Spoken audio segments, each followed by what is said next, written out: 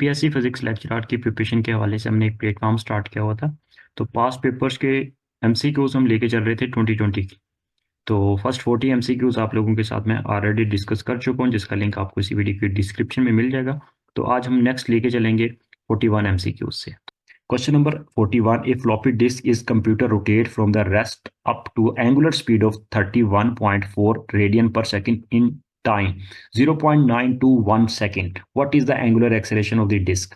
Disc की angular acceleration simple formula use करेंगे, alpha is equal to angular velocity divide by time. तो यहाँ पे एंगुलर, यहाँ पे आंसर आ जाएगा 35.20 रेडियन पर सेकेंड के एक्सेलरेशन का यूनिट आ जाएगा रेडियन पर सेकेंड के। C is the right answer. Next बात करते हैं question number 42, the rest mass energy of an electron is. Electron की रेस्ट मैस एनर्जी जो होती है वो पेयर प्रोडक्शन के अंदर पढ़ा होगा आपने, 0.511 10 रेज की power 6 electron volt. B is the right answer.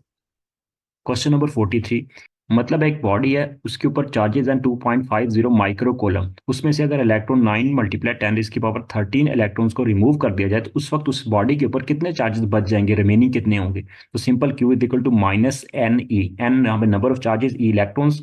तो यहाँ पे वैल्यूज को पुट करेंगे तो सिंपली हमारे पास उसके अंदर ऐड हो जाएंगे, क्योंकि नेगेटिव है, क्योंकि रिमूव हो रहे हैं। तो इसके मुताबिक आंसर आ जाएगा 16.9 micro coulomb charges will be the remaining. D is the right answer. Next बात करते हैं question number 44, at what temperature will be the resistance of a copper wire becomes 3 times its value at 0 degree centigrade? तो temperature को यहाँ पे basically copper of the resistance उसको find करना है, 3 टाइम्स हो जाएगा। तो इसके मुताबिक आंसर आ जाएगा आर टी, मतलब यहाँ पे हमने सिंपली कोफिशिएंट रेजिस्टेंस का फॉर्मूला यूज करेंगे तो आंसर आ जाएगा इसका 500 degree centigrade. B is the right answer. ठीक है, यहाँ पे टेम्परेचर कोफिशिएंट ऑफ रेजिस्टेंस की वैल्यू गिवन हुई है, तो कांस्टेंट वैल्यूज को आपने कॉपर के लिए याद रखना है, तो इसके मुताबिक।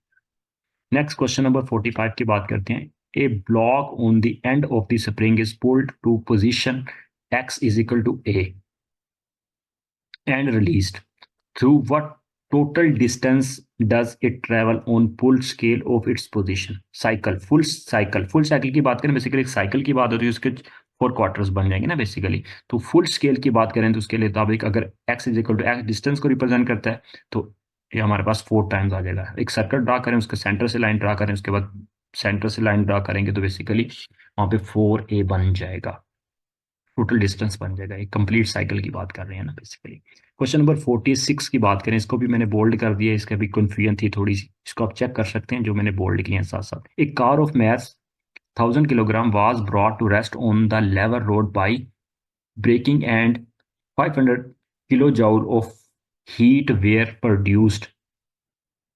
Find the speed of the vehicle just before brake were applied. तो यहाँ पे स्पीड को फाइंड करना है तो फॉर्मूला यूज करेंगे काइनेटिक एनर्जी का, half M V square V को फाइंड करना है। यहाँ पे सिंपली एनर्जी की वैल्यू यहाँ पे गिवन है, तो मैथ्स भी गिवन है, पुट करेंगे, सिंप्लीफाई करेंगे तो आंसर आ जाएगा 31.62 मीटर पर second is the speed will be that energy produced.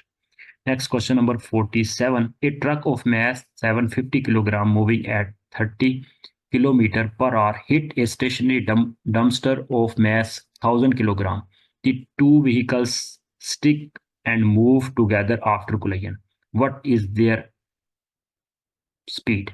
मतलब उनकी कॉमन स्पीड को फाइंड करना है। तो इसके मुताबिक वैल्यूज को पुट करेंगे तो कॉमन स्पीड की वैल्यू यहाँ पे निकाल लेंगे तो 12.85 kilometre per hour. C is the right answer. Next question number 48, two equal charges q1 q2 are the separated by the 2 meter, the force between them is F is equal to 9 Newton. What are charges? Charges की value find करनी है, simple Coulomb's law को लगाएंगे, F is equal to K Q one Q two divide by R square. तो यहाँ पे identical charges हैं तो क्यू स्क्वायर हो जाएगा, तो यहाँ पे वैल्यूज पुट करेंगे तो आंसर आ जाएगा 63 micro coulomb charge. D is the right answer. Next question number 49, for coherence two light sources must have. Coherent light sources के लिए कंडीशन क्या है? Be in phase, have the same wavelength and same frequency. D is the right answer. Next बात करते हैं question number 50, the specific heat of substance A is greater than the heat of the substance B, the mass are the same. Mass क्या है? Same है। If the equal amount of the energy is given by the heat to the both the substances, the one reaching the higher temperature assuming no melting freezing evaporation occur. तो basically यहाँ पे हमने find क्या करना है, कि इस case के अंदर specific heat of a substance A जो है ना वो ग्रेटर देन बी की निस्बत, तो मैस जो है दोनों का सेम है, स्पेसिफिक रेजिस्टेंस डिफरेंट है, मैस सेम है। तो अगर कहता है कि equal amount of energy given करें by the heat to the both the substance one reaching at the high temperature, मतलब कौन सा हाई टेम्परेचर पे पहुंचेगा, सब्सटेंस बी जो होगा ना वो हाई टेम्परेचर पे पहुंच जाएगा। ठीक है, क्योंकि specific heat of the substance A जो है ना वो ग्रेटर देन द बी है, क्योंकि बी की स्पेसिफिक हीट जो है वो कम है, इसलिए इसका टेम्परेचर ज्यादा हो जाएगा। B is the right answer. ये फॉर्मूला देख सकते हैं, टेम्परेचर ज्यादा होगा स्पेसिफिक हीट कम होगी, इनवर्स रिलेशन है।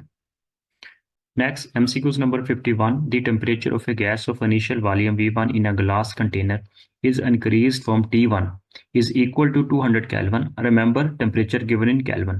To the temperature T2 is equal to 800 Kelvin. The new volume is V2. Which equation is correct? तो इसके अकॉर्डिंग यहाँ पे हम इक्वेशन यूज करेंगे चार्ल्स लॉ की। V1 divided by T1 is equal to V2 divided by T2।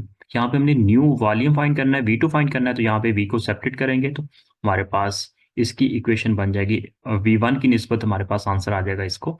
तो V1 is equal to 200 divide by 800 multiply by V2। तो equations को यूज करेंगे, साथ हैंड लिखा हुआ है मैंने।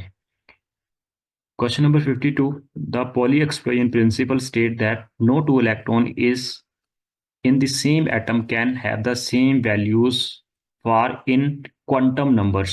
इसके अकॉर्डिंग आंसर आ जाएगा ANLMLMS। या spin quantum number, azimuthal quantum number, principal quantum number, magnetic quantum number. तो बेसिकली ये चारों के चार है जो मोस्ट इंपॉर्टेंट क्वांटम नंबर्स है ना, उसको फुलफिल करता है ये। 52 का करेक्ट आंसर है ए, तो उसका हिंट भी साथ रीड कर सकते हैं। क्वेश्चन नंबर 53 की बात करते हैं। How many electron pass a cross section area of a wire in the time 1 hour? Time को सेकंड में कन्वर्ट करेंगे, 1 घंटे के सेकंड बनाएंगे। When the current is 1 ampere, 1 ampere current pass हो रहा है इतने टाइम में, तो सिंपल फार्मूला यूज करेंगे I is equal to Q over T. Value को सब्सटीट्यूट करेंगे, यहाँ पे क्यू की वैल्यू, क्यू मतलब नंबर ऑफ चार्जेस NE आ जाएगा। यहाँ पे एक चार्ज की वैल्यू हमें मालूम है, उसके अकॉर्डिंग यहाँ पे नंबर फाइंड करना है, तो इसको सिंप्लीफाई करेंगे, इक्वेशन ये बन जाएगी। तो वैल्यूज को पुट करेंगे 2.25 10⁻²2 राइट आंसर होगा इसका।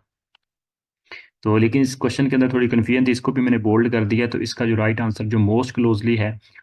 नेक्स्ट बात करते हैं question number 54, the speed of sound in the air is affected by the change in. तो स्पीड ऑफ साउंड एयर के अंदर वो किस चीज से अफेक्ट करती है? तो स्पीड ऑफ साउंड डिपेंड करती होती है वो स्पीड ऑफ साउंड, अगर हम टेम्परेचर को चेंज करें तो स्पीड ऑफ साउंड के ऊपर भी इफेक्ट होता है। Question number 55, you observe to helium balloon floating next to each other at the end of the string secured to a table. The facing surface of the balloons are separated by the 1 to 2 centimeter.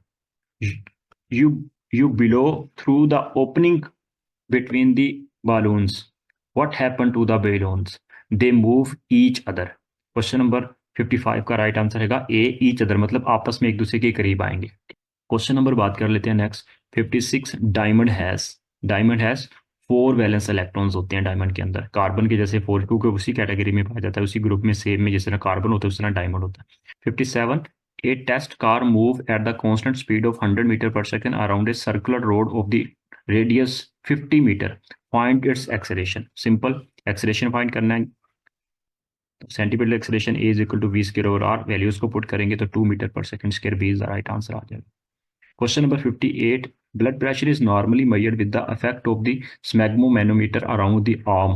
Suppose that the blood pressure were measured with the cut around the calf of the leg of the standing person. तो इसका right answer आ जाएगा जो मेरे according वो C है, greater than it's for the arm. C is the right answer.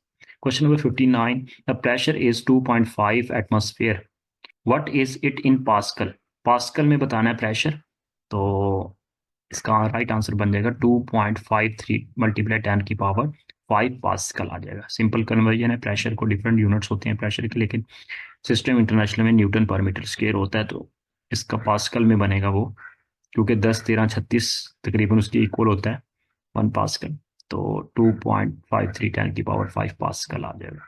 तो यहाँ पे ना 58 के अंदर थोड़ी कन्फ्यूजन है, इसलिए मैंने इसको बोल्ड नहीं किया, इसको क्यूरी है, इसको भी आप देख सकते हैं, थोड़ी सी कन्फ्यूजन है। Next question number 60. You are passenger on a hot air balloon that is rising up with the constant velocity, and you are crying a buzzer that emits the sound of the frequency F. If you accidentally drop the buzzer from the balloon, what can you conclude about the sound you hear as it follow to the ground? तो उसके according to Doppler effect right answer बनेगा C. At the frequency decrease intensity will be decrease. C is the right answer. ये hint भी आप देख सकते हैं इसको.